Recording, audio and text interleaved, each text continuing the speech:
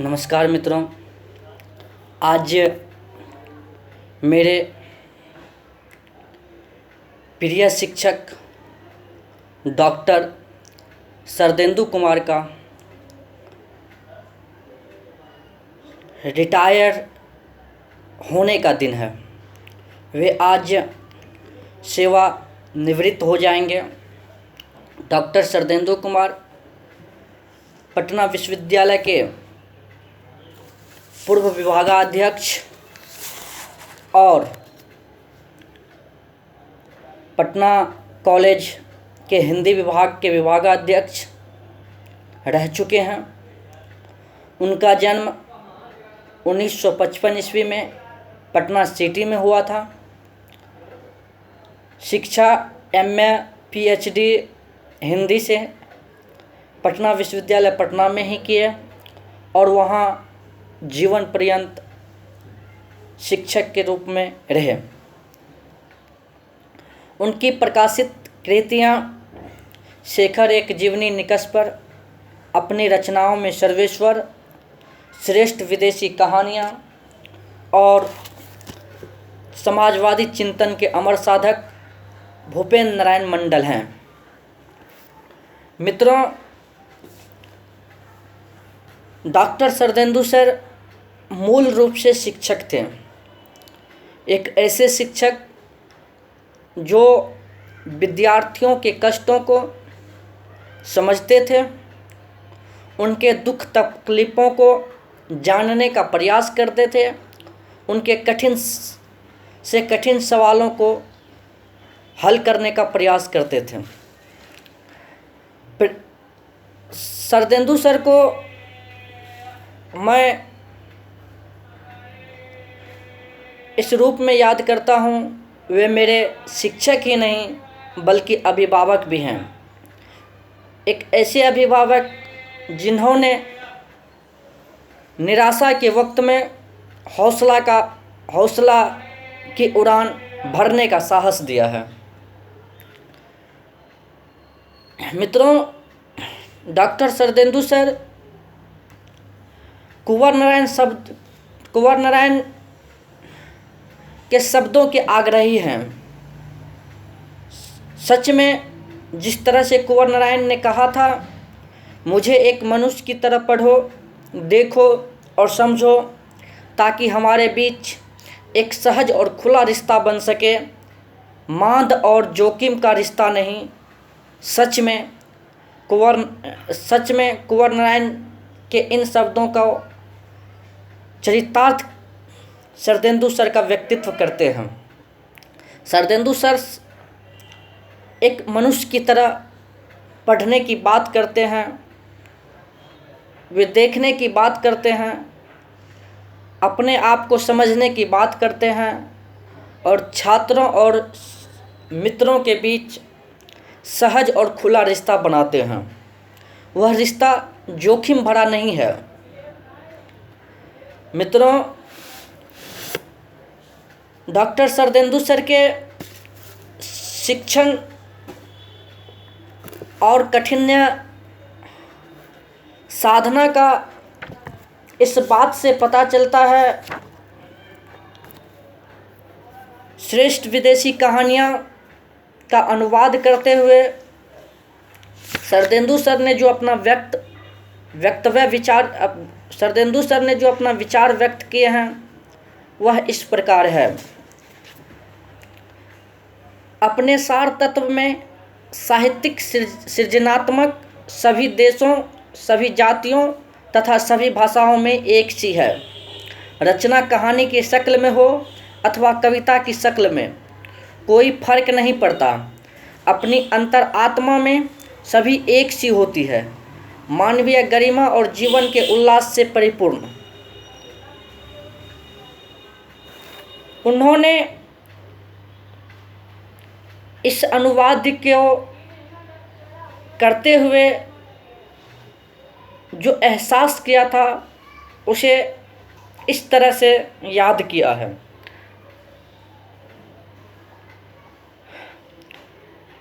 एहसास तो तब हुआ जब मैं चेखव की लंबी कहानी 3 वर्ष का अनुवाद करने बैठा।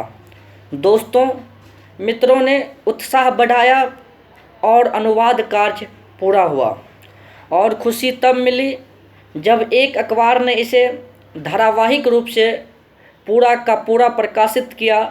लोग कहते हैं चेखव कहानी के पिता हैं और महज एक संयोग ही है कि मैंने अपना कार्य आरंभ वहीं से किया। शरदेंदु सर स्पष्ट शब्दों में कहते हैं, शब्दों की यंत्रणा से बढ़कर कोई यंत्रणा नहीं है।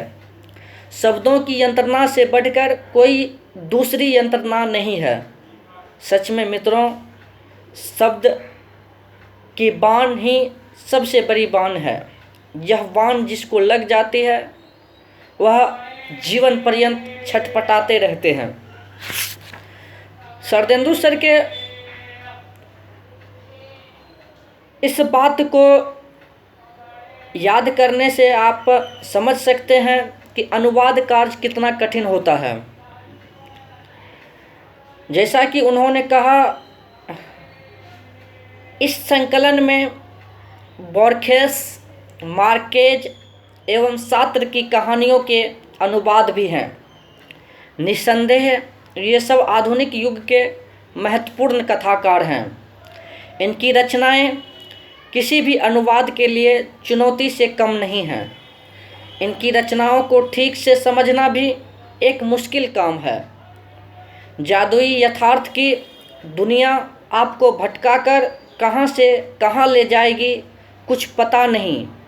इस बात का खुलासा करने में मुझे जरा भी हिचक नहीं कि 20 से भी अधिक बार उनकी कहानियां पढ़ी, तब जाकर अनुवाद का साहस जुटा पाया। यानी कि अनुवाद के लिए साहस और धैर्य को भी उतनी ही ज़रूरत होती है जितनी कहानियों के चुनाव में विवेक बुद्धि की। इससे स्पष्ट होता है कि एक अनुवादक को किस तरह से मेहनत करनी पड़ती है, कितनी धैर्यता का ख्याल रखना पड़ता है, तब जा कर के वे एक अनुवाद को सफल रूप दे पाते हैं। मित्रों, शरदेंदु सर के समाजवादी चिंतन के अमर साधक भूपेन्द्र नारायण मंडल पर आज के वर्तमान के प्रसिद्ध पत्रकार रवीश कुमार ने आज के लंपट दौर में शीर्षक देकर उनका तारीफ किया है। उन्होंने शरदेंदु सर के बारे में लिखा है, मुझे खुशी है कि मैंने भूपेन्द्र नारायण मंडल को जाना। उससे भी ज़्यादा खुशी है कि मैं आपको उनके बारे में बता रहा हूँ। इनके नाम पर एक यूनिवर्सिटी है। उसकी खस्ता हालत पर प्राइम टाइम में रिपोर्ट कर रहा था। दिमाग में बीपी मंडल ही छाए रहते हैं। सो बीपी मंडल बोल दिया। तुरंत कहीं फ़ोन आ गए कि बीएन मंडल हैं। मैं उससे के पहले बीएन मंडल के बारे में कुछ नहीं जानता था। आज जानकर अच्छा लग रहा है, गर्व हो रहा है। मेरे प्रदेश से इस स्तर का कदावर और शानदार नेता कभी हुआ था। शरदेंदु कुमार ने उनके भाषणों का संकलन किया है। दीपक प्रसाद यादव ने ये किताब भेजी है। मैं उन्हें नहीं जानता मगर उनका दिल से शुक्रिया। भारत की राजनीति के महत्वपूर्ण अध्याय के करीब ले जाने के लिए किताब पर एक नंबर है 94 310 77 723। कोई युवा नेता इनके बारे में जानना चाहे तो संपर्क कर सकता है। यह किताब राजनीति में दिलचस्प रखने वालों के लिए है। अगर उन्हें आज के नेताओं की लंपटई से अलग होकर कुछ लिखने पढ़ने का मन करे तो पढ़ सकते हैं। रवीश कुमार, फेसबुक वॉल से अप्रैल 26 2018। तो इससे स्पष्ट होता है कि शरदेंदु सर का लेखन क्षमता कितना उत्कृष्ट है। वे कितनी बेबाकी से अपने बातों को रखते हैं। मित्रों, शरदेंदु सर को याद करते हुए वर्तमान पटना विश्वविद्यालय के विभागाध्यक्ष और मेरे प्रिय शिक्षक डॉक्टर तरुण कुमार ने इन शब्दों में उनके कार्य की सराहना की है। उनके सेवानिवृत्ति के बाद अग्रिम जीवन की शुभकामनाएं व्यक्त की है। डॉक्टर तरुण कुमार वे हैं जिन्होंने नवल किशोर जैसे आलोचकों के साथ मिलकर दिनकर रचनावली 14 ग्रंथों में प्रकाशित करने का काम किया है। मित्रों, मैं आपको उन्हीं के शब्दों में डॉक्टर शरदेंदु सर को दी जाने वाली विदाई को पढ़ रहा हूँ। आप सभी साथियों को, अपने प्रिय शिक्षक को इतने प्रेम पूर्वक याद करने के लिए बधाई और स्नेहाशीष। वाकई शरदेंदु जी की सेवा मुक्ति के साथ अपने को और अकेला हो गया महसूस कर रहा हूँ। रुचि और प्रकृति भेद के बावजूद उनसे जुड़ी मधुर स्मृतियाँ ही हैं, कटु स्मृति एक भी नहीं। लंबे संग साथ की इससे बड़ी उपलब्धि और क्या होती। मस्ती और जिंदा दिली के साथ वे स्वस्थ और दीर्घायु जीवन जिए। इसी शुभकामना के साथ अपनी ओर से और विश्वविद्यालय विभाग के सभी हिंदी विभाग के साथियों की ओर से बधाई देता हूँ। उपयुक्त अवसर मिलते ही विभाग में उनके सम्मान का कार्यक्रम होगा। इससे स्पष्ट है कि कोई प्रिय शिक्षक अपने मित्र को किस प्रकार से याद करते हैं, उनके चले जाने के बाद कितना अपने आप को असहज महसूस करते हैं। उनके प्रिय शिक्षक रह चुके डॉक्टर जनेंद्र कुमार ने लिखने का प्रयास किया है। शरदेंदु सर पटना विश्वविद्यालय में हम लोगों के लिए पथ प्रदर्शक रहे हैं। जब हम लोग किसी बात पर निराश हो जाते थे तो सर का हौसला पाकर दोबारा उत्साहित हो जाते थे। हमारे लिए वे शिक्षक नहीं थे बल्कि हमारे लिए अभिभावक थे। जितना क्लासरूम में पढ़ाया उससे ज़्यादा क्लासरूम में के बाहर पढ़ाया। आपके बिना हिंदी विभाग सूना सूना लगेगा। सच में सर, आपके बिना यह विभाग सूना सूना लगेगा। अंत में इन शब्दों के साथ कि आपको याद करते हुए, पाँव रखते ही बांस का पुल चरमराता डोलता है, कहीं नीचे बहुत गहरे अतल खाई है। विजय देव नारायण शाही के इन शब्दों के साथ